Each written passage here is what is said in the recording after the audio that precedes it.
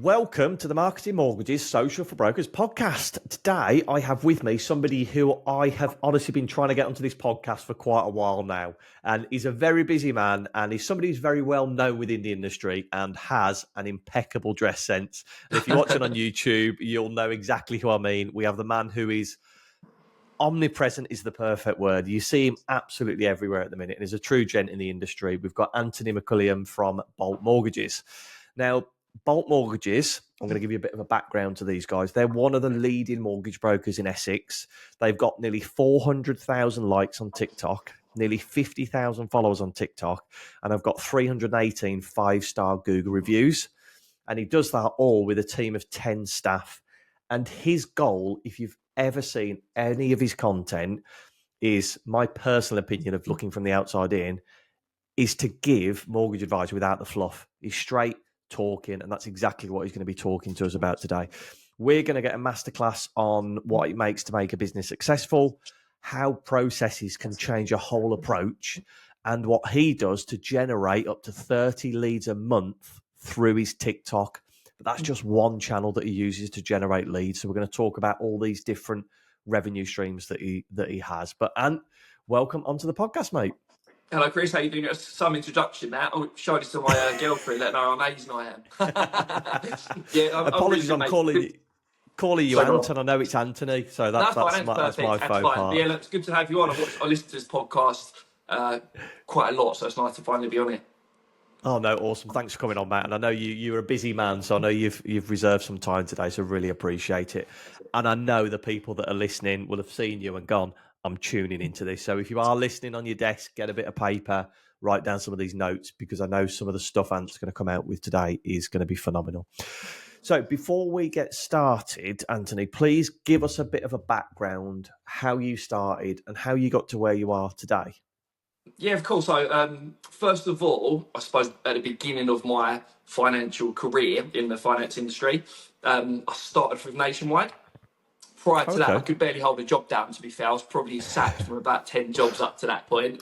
That's the first one I actually held down. To start off as a cashier, just obviously dealing with the transactions in, transactions out, was real good at upselling and passing people over for people to sell the credit cards, the loans. Again, wasn't the greatest at the paperwork side of it. So eventually got put up to be the personal banking manager where I could sell the credit cards and loans myself, which is great. But I got to a point where I thought this is, I need something more than this. So continued to do my CMAP, fully qualified for it, used to study in the evening and on the train on the way to work. But at the time I applied for being a mortgage broker for about 5 times in Nationwide, and every single time they turned me back. And the manager at the time said I'd never be a mortgage broker. I haven't got the skill set to be able to do it. And yeah, it's pointless. But he wouldn't say that to me, he'd say that to other members of the team, which is quite frustrating. Yeah. And then after that, I applied for a job in Just Mortgages, which was kind of who I'm under now, still as my umbrella. Applied for a job there. My initial manager, Will Murphy-Brown at the time, told me, you've not got the experience, go and get 6 months experience as a mortgage broker and then come back. So I worked in Leeds Building Society in Holborn for about 6 months on like 19 grand a year. It's nearly costed me more in travel to get there than to actually that I got paid. Right. And went back to my manager at the time, Will, said, look, I've got the experience now. He brought me on, and then kind of the rest is history, really. I was employed under the Just Mortgages banner for about 4 to 5 years, and then went on my own with Bolt Mortgages just at the cusp of COVID as it finished. Oh, is it only? I didn't realise Bolt Mortgages you only started like kind of at the end of COVID. That's massive. Like how quick this business has grown, and it's only been going since the end of COVID. That's mad. Yeah, quite lucky, really. It was always in the back of my mind I wanted to set up a mortgage business. There's actually a joke how I managed to start it. One of my friends worked within a local estate agent, one that we partner up with now, and I was dealing with a mortgage fraud and trying to help them out just at the end of COVID. And I said, who deals with your mortgages there? He said, oh, he's best mates with the director. You've got no chance of coming on board. And I said, look, well, he's terrible. I'm so much better than him. When you're fed up with him, give me a shout and I'll come and work. I'll come over there and join. Just as a joke, meant nothing by it. A week later, got a call from the director, a good friend of mine now. He said, look, we're fed up of where we are at the moment. He's not calling any of the leads. And I was on the cusp of saying, no, I don't want to do it. I'll wait a bit longer. And I was like, look, if I don't do it now, I'm never gonna. But yeah, lucky enough, we've been really lucky from there on out, and it's kind of yeah gone brilliantly. Oh man, I don't believe in luck. I don't believe it's all down to hard work. I heard a perfect thing. I was watching this Brawn series about Brawn GP on BBC iPlayer, Okay. and I think it's Ross Brawn was the head of it, and he says luck is preparation in waiting, and it's Yeah, like love that. you know what I mean. You put yourself in a lucky position by asking about the director. And first lesson I would take from this podcast straight away is a lot of people may think I don't want to approach an estate agent for an introducer lead because they've already got a mortgage broker. This story here proves it, that it was their best mate that there was the director, and Anthony still got in there. So that's a big thing to take from that. I absolutely love that. So you started off with those introducers. You then started to grow the team. Mhm. When should a mortgage broker make that first hire? I personally think that ASAP. I know everybody says the Okay. same thing, but if you haven't hired anybody, it can seem really daunting to start off with. But because I went from a lot of people when they go self-employed, they worry, oh, we've got no leads for us to kind of work on. I went from the employed realm to self-employed with a real busy estate agent. So I from day one had loads of leads. So I think our first month we did something insane, like over 30 grand in our first month. And I was like, I can't deal with this consistently without any admin. I was going to try and do it on my own. I think it's actually Gary Dass at the time said, look, you need to bring an admin on ASAP. And that kind of changed everything at that point, because I could just fully concentrate on writing businesses, generating leads, and we had someone on the back end that could kind of help us all out. That admin now is actually one of our top performing brokers. Oh, okay. So that stems back to the beginning. I know Gary Dass is all about growing the team as quickly as possible, and I'd be in agreement. A good book for anybody listening to this that's thinking about hiring one is Buy Back Your Time by Dan Martell. And he talks about dividing up your profit by 2,000, the amount of hours you work, and then divide it by 4. And if you can hire somebody for lower than that number, go and do it. And an admin staff freed you up to do more appointments, didn't it? 100%. And like we was mentioning before it started, that's kind of where we're trying to aim for the business going forward. So if that's worked for me to allow me to write more business, if I can then do that at scale, allowing all of my brokers to write more business by bringing on their own admins for it, then ultimately the business should become a lot more profitable, a lot more efficient, and my team earn a lot more money from it. So if it worked with one person, me, if I can kind of emulate that across 5 or 6 brokers, the income should kind of go through the roof. Hopefully, anyway. That's the plan. The theory behind it. We were talking about this before we started recording, and you have this vision, don't you, that mortgage brokers are purely about doing appointments and not the admin side of things, because mortgage brokers aren't that good at admin.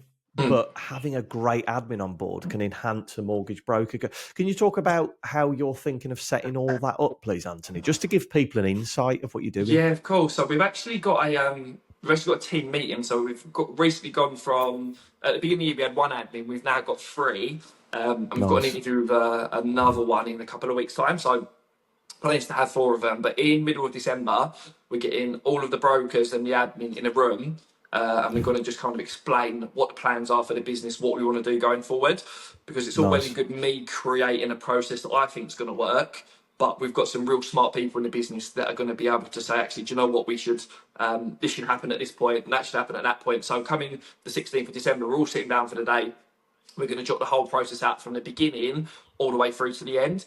And we use Pipedrive as our CRM system. So our whole business is based around that. Without that, there is no business. So we're going to create the automation. So when things happen at a certain stage, the admins will get a notification to say, look, need to get an agreement in principle done, need to submit a full application. So the brokers won't even need that communication with the admin because there's automations going on in the background. But how I see that working is leads come in, we will have the first part's still in a bit of a debate because some people believe you should have an appointment setter to book them directly into the mortgage broker's diary. I'm very much of the belief, at the moment at least, that first telephone call with someone can really set the scene and build up the relationships before you book the appointment in. So I'm kind of leaving that for the broker. appointment on the day. We're going to have obviously the broker do the fact find. Once they've done the fact find, done the research, that'll be passed over to the admin to get the decision in principle. At that point, the admin will start fully packaging the case. So by the time they do find, we've already got the document sorted out. Once they find, broker will prepare the insurances, the illustrations, have that sign-up appointment where they'll, in theory, sell everything in our services. Once that's done, gets passed to the admin, and then the broker can just continue with the next one going forward. So it really does eliminate a lot of the tasks for him. You can see that you've got this. I know this process is going to be a success because already you've got it cut out in your head exactly what's going to happen. It's almost like, and I don't mean to belittle a process, it's like the McDonald's burger technique. Yeah, if you ever watch that film, it's like that station happens there, that station, and everybody is a specialist in their own area. Now, that I was going to ask the question, how do you make a change within your business? But it sounds like you get everybody together and discuss it and take the feedback on from the team as well. Yeah, and I think that's really useful for people listening. It doesn't matter if you're a one-person company or a 50-person company. Get your processes down on paper. Get a whiteboard, sketch it out. It's exactly what Anthony's done. And now he's in a very short amount of time, like just 4 years, he's at the point where he's got 10 staff, so it can be done. So we've talked about the processes. We've talked about the automation within the business, which is obviously a big side of things. What would you say is your favourite tool that helps you run your business? I've got to say Pipedrive. If I look at my favourite and most essential, without us having that CRM system, we're nowhere near as efficient. We've spoken to a lot of friends who have run mortgage businesses where they haven't got anything like that set up, which if it's a one-man band, it's perfect, but doesn't matter how good you are going to miss opportunities. So the brokers can come in the morning, and if they see someone a year and a half ago that wanted to wait for a year and a half to get a mortgage, chances are they're never going to remember that person. Whereas they can come in tomorrow and there'll be a reminder, give Mr. X, Y, and Z a call. He might have done his self-employed accounts now, see if he wants to buy a property. So without Pipedrive, we don't really know what's going on with the business. So that is easily our favourite. We can build automations for it. We can build marketing for it. And also I can track what's happening with the business. So for example, I think we were speaking earlier on, I can see who has been allocated a certain amount of leads to make sure that our brokers are the leads are being distributed fairly. I can see the conversion rates of leads. If, for example, the leads come in and we're having 200 leads come through, but only 80 of them are being booked for an appointment, like, why is there a drop off there? So I can see the drop off at each stage as to what's happening, and we can try and figure out what we can do to kind of have a bit of an uptick in kind of the conversion rates from each stage as it goes through, if that kind of makes sense. I have to show you. It's probably better for me to show you rather than it's great. I can formulate it in my head. And that one of my questions was going to be, is that a financial services piece of software for the people listening, or is it an off-the-shelf product that people can just download? Pipedrive is just a CRM system, and you can kind of build it out, the entire sales process from lead received all the way through to completion. And also we've built remortgage marketing campaigns on the back end to make sure we can remind them about the email. So ultimately it comes as a blank canvas, and then you can ultimately just pre-populate it as it comes in. For example, lead received, appointment booked, agreement in principle, and you can literally drag the lead down the process. And each time you drag it down to the next stage, the broker will get a couple of activities automatically put in their diary, the clients will get updated, and if it's, for example, what the admin needs to be done, they'll come in and get notifications of stuff they need to do to work on the case as well. So hands down the best bit of software ever to be invented, I think it's really, really helpful. And Anthony's selling it here. He's like this is the best thing since sliced bread. But that's what it's all about, isn't it? It's simplifying it for you guys. And if you are going to have such a black and white process where the mortgage broker does this, then the admin does this, then the mortgage broker does this, you have to have them updated. And it sounds like Pipedrive enables you to do that. Yeah, we tried a few other ones, but the problem we found is that some of them are so complicated that you want to be able to somebody to go in there and be able to look at it instantly and not be too much of a headache to use. Because as soon as it becomes a bit convoluted and it takes 5 minutes to do a task, it's just slowing everything down for you. So that's why we kind of enjoy Pipedrive. Yeah. So it sounds like something very similar to like if people use Capsule, or I know HubSpot do something very similar, Yeah. but Pipedrive seems like it's very much you can manipulate it to how you want it to look. So go and take a little look at it, see if it fits your business. Now we're going to get on to what I think is the exciting part, social Mhm. media section of Yeah. the podcast. And this is exactly why I wanted to get you on. Quick fire question. What is your favorite platform at the moment, Anthony? If I had to choose one platform to post on forever, it would Hmm. probably be, well, it would be TikTok. Wow. Okay. Right. I thought you were going to say LinkedIn because I know you're big on LinkedIn at the minute, but Do you know what? TikTok is We still number never one. did any. LinkedIn stuff looks great, and we get loads of other mortgage brokers like it. But yeah, that's it. I'm not looking for a mortgage broker, so it looks great. It's probably given us more brand awareness that I can never. You can't quantify that, can you? How can I quantify how many people now know we exist where they wouldn't have done before because of our LinkedIn Yep. posts? But for lead generation, TikTok has always been the king for us. Oh, awesome. And I want listeners to realise that my perception of Bolt Mortgages and Anthony on LinkedIn was, wow, they're absolutely flying on LinkedIn. But actually, what Anthony said here is it's not actually attracting. So just remember that when you're seeing mortgage brokers on LinkedIn that you, in inverted commas, think are flying, it might not actually be as successful as you think they are. So try not to measure yourself against them. But TikTok, that is the number one. So you've got nearly 50,000 followers on there. You've got nearly 400,000 likes. How does a mortgage broker starting out get to those kind of levels, Anthony? I think we were very lucky when we first started out. That we started just as TikTok started taking off, and there's Okay. very few mortgage brokers on there. So when we were doing it, there was a couple of people now that've got much bigger accounts than me and doing it better. I think Glenn Russell was doing amazing at it. There Yeah. is a couple of other guys that are absolutely smashing it. They were on it way before me, but because I was on there quite early, I found it. We just kind of were real lucky with the growth as we were starting off with. Okay. It kind of works in stages where we would put out weeks and weeks of content and we'd gain a couple of followers.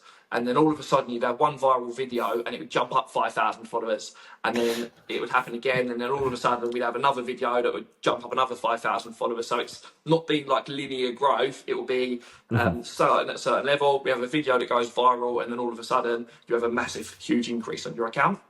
There is a Yeah. giving away my secrets now. There is something we was doing a bit more recent, although because we have been so busy, we've slowed down a little bit from the social media standpoint. On if you type in mortgage or mortgage broker or whatever it is you want to search on TikTok, find some of the bigger accounts. Don't even need to be UK based ones, and if you click their favourite videos. And you haven't got to recreate the wheel.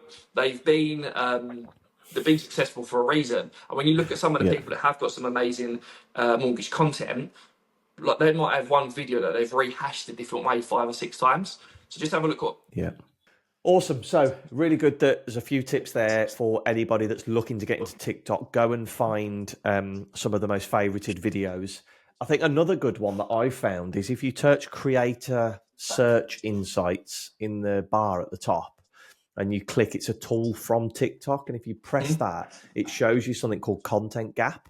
And it shows you where, I Okay, don't know if you've seen that at all. I've not seen it. No, if you look at it, it's like where TikTok want people to create more videos, and what it is, Yeah. it's like a tailored list to your space. So if you do it, Okay. you'll see the stuff about money and finance.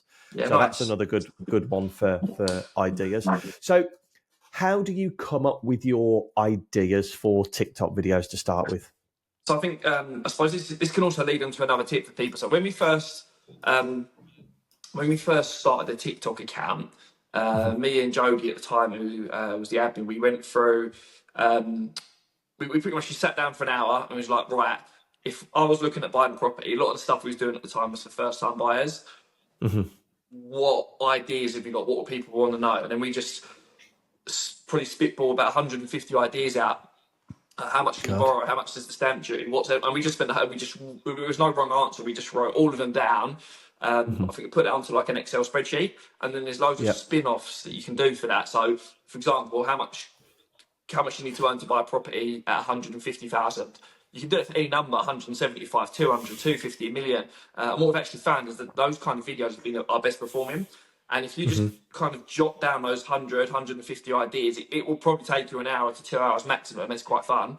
Once you've kind of got all of that sorted out and you did all of the videos on there, you can go back and look for all of the ones that perform better, and just emulate those and copy them and just put like a bit of a different spin on it.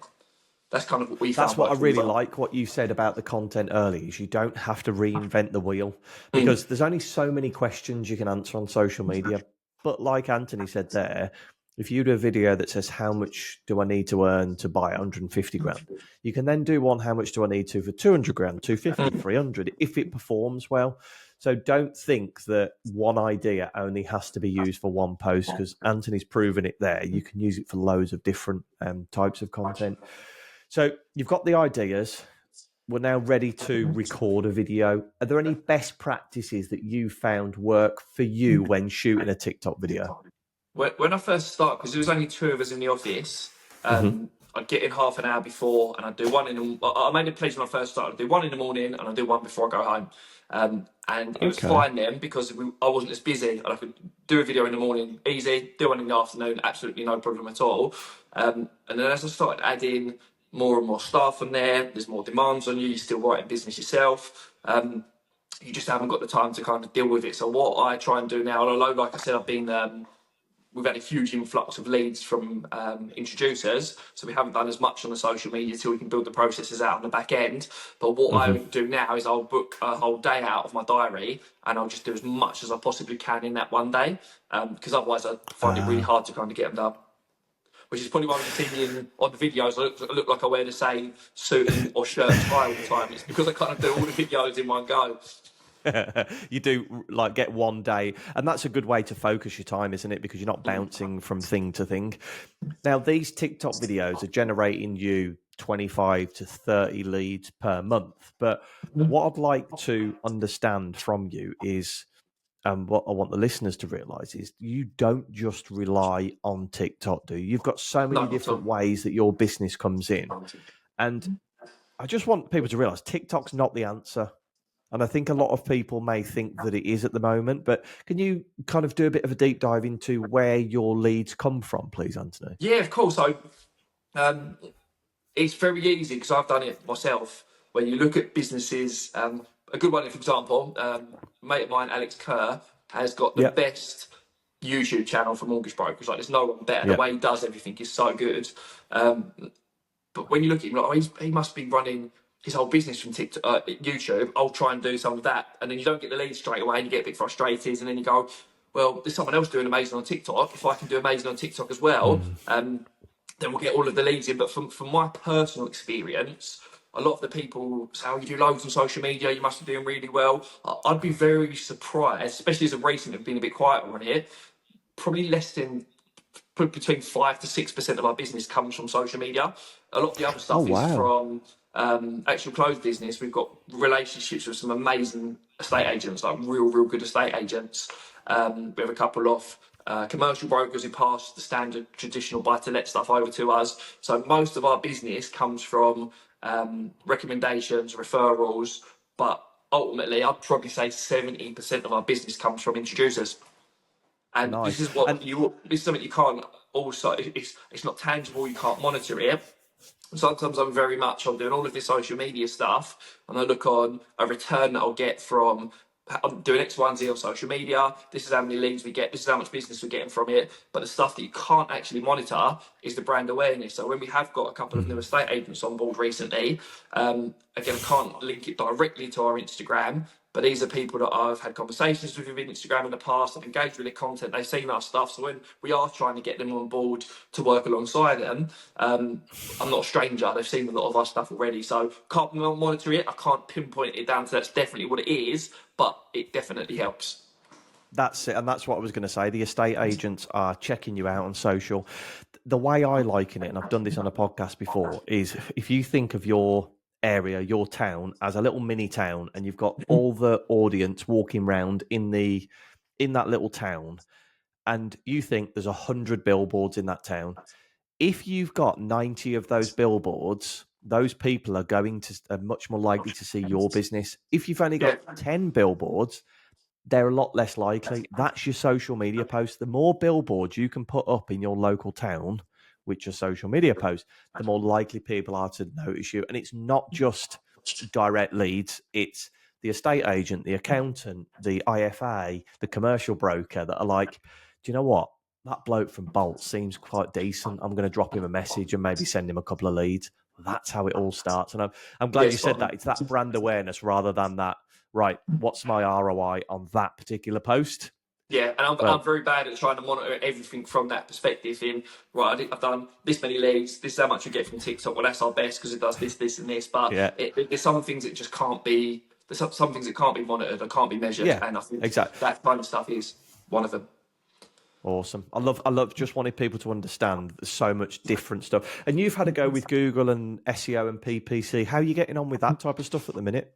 To start off with, again, it takes a while for it to come through.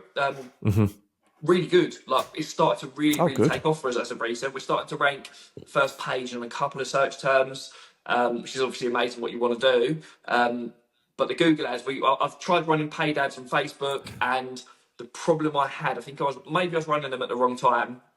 But I was running them just after Liz Truss destroyed the market. I brought on a new broker, and I promised him, look, we've got loads of leads. This is what we do. And he started. The market completely fell to bits, and he sat there twiddling his thumbs. I was like, I've got to do something. So I was running Facebook ads at that point, retargeting ads. But this is why I'm so big on tracking things at the moment, because we were generating leads for like £8 a lead. And I was like, this is it now. I'm going to be a millionaire. I'm going to be able to do 4 million. I know you work out the numbers, you get really excited. And I thought £8 a lead, perfect. At the time, it massively messed up our conversion figures. But I was like, right, we're converting 1 in 7 at that point in time. Didn't track it down to the individual part of it. The reason the 1 in 7 is still quite high is when I looked through the numbers with somebody, it was taking me 52 leads to get deal. So Facebook ads we run didn't work at the time, but this is why I'm so big on tracking the numbers now. But Google ads are really starting to take off. We've actually just upped our budget. We tried it for probably about 3-4 months, like really profitable and written business. So we've kind of upped our budget by a little bit this month to kind of increase it. And we're going to keep doing it every 3 or 4 months as long as it's profitable. Just gradually creep the budget up and scale it up. Do you mind me asking how much you spend budget wise on the Google ads? So we have it kind of comes as a package. So we do £600 with SEO. We do £600 for them to manage the Google ads. Just put it up to £3,000 in total spend. So it'll be £1,800 on Google ads. Wow. Okay. So that, and I want people to listen to that and say, look, it's not a cheap thing that you can just go and buy some leads through Google. It needs investment, but if you are in that position to put that money into Google ads, it can be very, very beneficial. And there are some great people out there, especially in the financial services space. The Lead Engine being one of them. That's what does it for us. Yeah, they're brilliant. Yeah. But I've actually got a bit of an idea. I've not said this or even found anybody that wants to do it with me as of yet. Okay. So my theory is there's so many brokers out there that are great brokers and they're running businesses at 40, 50, 60 grand a year, which is they can earn a good income from it, but they just can't get through to the next steps. They haven't got a website, they're buying leads. So I've got a theory, and logistically we can set it up, it's just getting somebody to want to do it, that if they have to go and run Google ads to no website, no Google reviews, no brand presence, they're going to get real bad results because they're kind of running it to someone that doesn't exist so much. My theory is if I can attract brokers, which is something we're working on at the moment, especially with the admin support for people, where we can bring people on that want to take it through to the next level, we can provide them some leads anyway, but we've got a proof of our ROI on what we're getting from our own Google ads. So rather than him going and buying leads from the lead providers that aren't getting great results, we can say, look, this is what we're getting a return on ours. Why don't you put £500 or £1,000 into the marketing engine, and we build landing pages to go through to your telephone number, to your email address, so anything from their Google ads go through to them. Not found someone that wants to do it as of yet, but it's kind of something I've been playing out in my head over the past couple of weeks. And if they're going to buy leads anyway, why not do it for something that's going to give you a better return that's proven? There's your call to action. You know, these are the people that listen to this podcast. So if you do want to speak to Anthony about generating some leads for you, reach out to him on LinkedIn. His surname's McQuilliam, which is McQuilliam. or just Also, search Anthony? one other thing for that, because we've actually got a lady starting exactly what I've just explained is the exact same kind of situation she's in. Obviously, we can provide leads. You're kind of a bit of a plug here to try and get in front of people. We are looking at massively scaling the team up. We're looking at bringing on brokers that have got that client bank at the moment that are earning a good bit of money, but just struggling to take it to the next level. And we can provide the leads, the marketing help, and most importantly, we can potentially run, like we just mentioned, the kind of Google ads to help them really scale their business up without really doing much admin, so they can earn more money, working less hours, which is kind of the dream, right? So yeah, if you are interested or you're even up for a conversation, I'd love to speak to people that are kind of in that situation and kind of help them grow their business. There we go, wicked. And this is going to be released at the beginning of 2025, so it might be worth you guys having a chat. So before we get into the strategy question, which I'm really looking forward to on this episode, we like to make a £10 donation on your behalf as a thank you for coming on the podcast. Which charity would you like us to make the donation to? So I'm diabetic, so I'd put it to Diabetes UK. Okay, perfect. We'll do that for you. Right. Perfect. So we're now going to pretend that you've moved to the north of Scotland. You've got a laptop, a mobile phone, and an internet connection. What would you do to start generating new business? I think if I was to start from scratch again in that situation that you just completely mentioned, I'd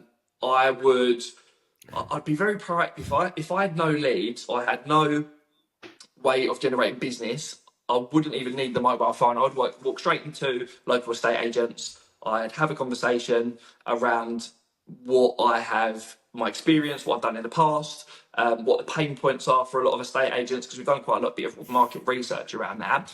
And I would just kind of go door to door until I brought on one estate agent. Because what people need to realise is that you can try and attract these clients online yourself, but having one estate agent literally changes your business. If you can get one big estate agent that's going to give you 30, 40 leads a month, it might take you a bit longer to get them, but you only need 3 or 4 of those and you're in a completely different situation with your business. So I'd aim to bring on local estate agents. I know there's a lot of brokers that kind of rest on their laurels, they get in there and they think they're kind of protected forever, but ultimately it can be very fickle if you're not delivering a great service for the customers. And like it or not, I actually quite like working with estate agents, but they are our clients.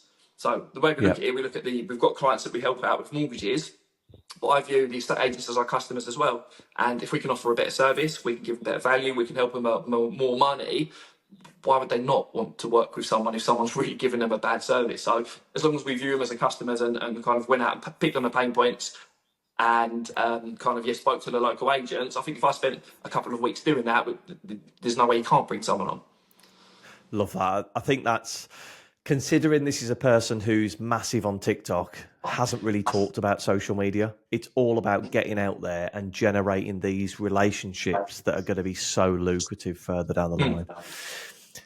Anthony, it's been an absolute pleasure chatting to you today. There's so much we've covered. Yeah, I think there's so much more we could cover as well in another episode, which I'm sure we'll do in the future. But from listening to this, like, set up your pipe drive, go and have a look at that. Don't get disheartened by other people on social media thinking that they're these big wigs that are generating all these leads, because sometimes they're not. Social media isn't the be all and end all. It only is part of your marketing strategy. This is what Anthony's saying. And if you do want to have a chat about him generating leads for your business, then reach out to him. But Anthony, thank you so much for coming on the podcast. Really appreciate your time. Perfect. Brilliant. No problem at all. Great speaking to you, Chris. Cheers. Thank you. No worries, mate.